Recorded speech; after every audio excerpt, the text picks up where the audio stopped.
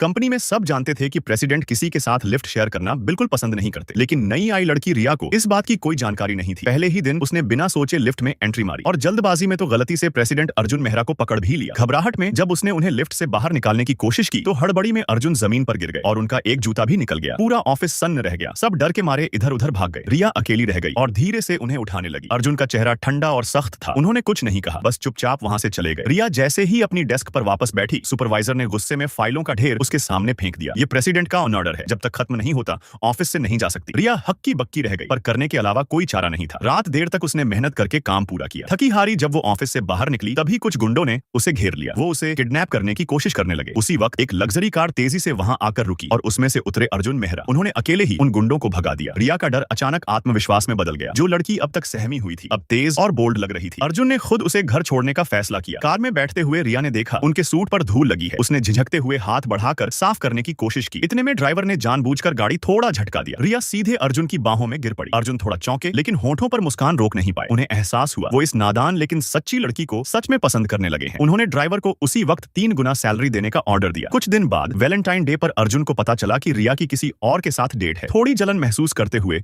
उन्होंने तुरंत उसे शॉपिंग साथ चलने को कहा। रिया पहले तो मना करने लगी, लेकिन जब उसने सुना कि इसके बदले 20,000 रुपए का बोनस मिलेगा तो उसने डेट कैंसिल कर दी और अर्जुन के साथ चली गई। मॉल में उसने एक सुंदर सी ज्वेलरी देखी, लेकिन कीमत देखकर चुप रह गई। अर्जुन उसे चुपचाप खरीदने ही वाले थे कि सामने से रिया का एक्स बॉयफ्रेंड अपनी नई गर्लफ्रेंड के साथ आ गया। वो लड़की ताने मारते हुए बोली, देख भी मत, खरीद नहीं सकती तो। उसका बॉयफ्रेंड अब प्रोजेक्ट मैनेजर बन चुका था और डींगे मार रहा था। अर्जुन ने कुछ नहीं कहा, बस अपने असिस्टेंट को एक मैसेज भेजा और कुछ ही मिनटों में उस आदमी की सारी फाइनेंशियल सपोर्ट कट गई। रिया ने हैरानी से अर्जुन की ओर देखा। उसे तब समझ आया असली पावर चुपचाप दिखती है, बोलकर नहीं।